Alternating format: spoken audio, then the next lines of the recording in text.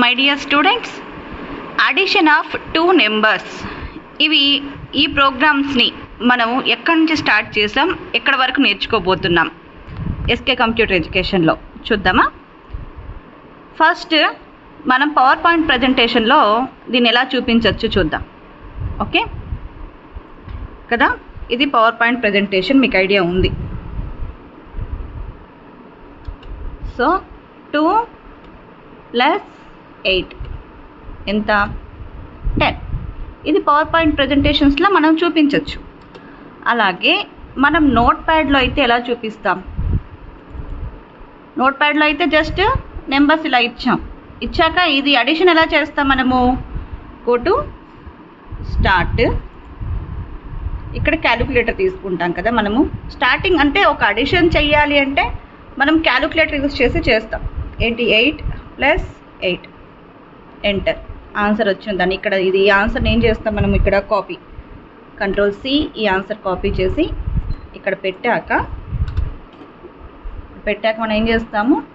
Edit, paste are Ctrl+V ఇచ్చినా కూడా ఇక్కడ ఇలాగ 2 నెంబర్స్ని మనము అడిషన్ చేయొచ్చు.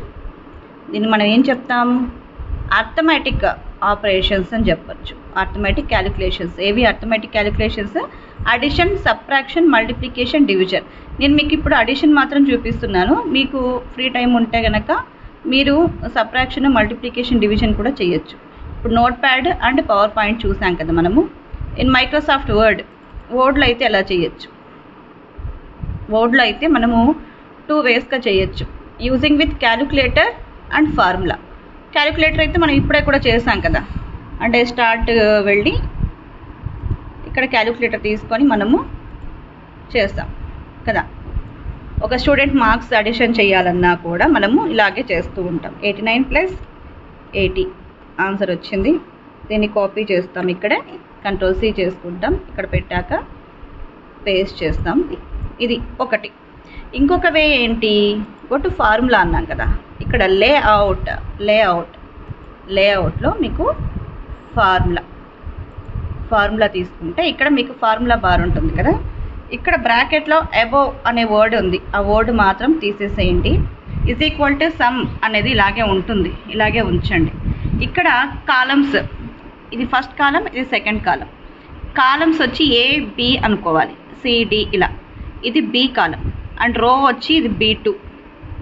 ఇది 1, ఇది 2, ఇది 3, ఇది 4 రోస్ కదా.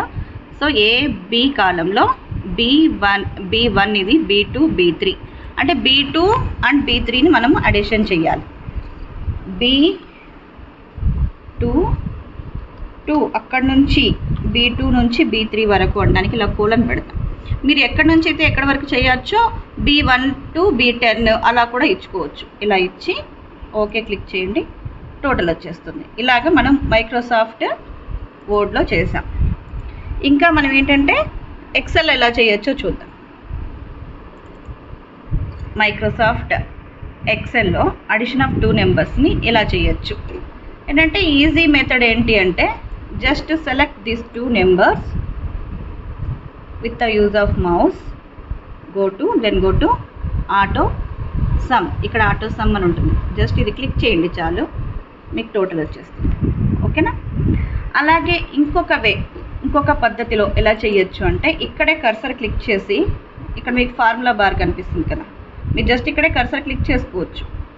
= పెట్టండి, 85ని క్లిక్ చేయండి, +95ని క్లిక్ చేయండి, ఎంటర్ క్లిక్ చేసేయండి, మీకు టోటల్ వస్తుంది. ఓకే, ఇలా కూడా చేయొచ్చు.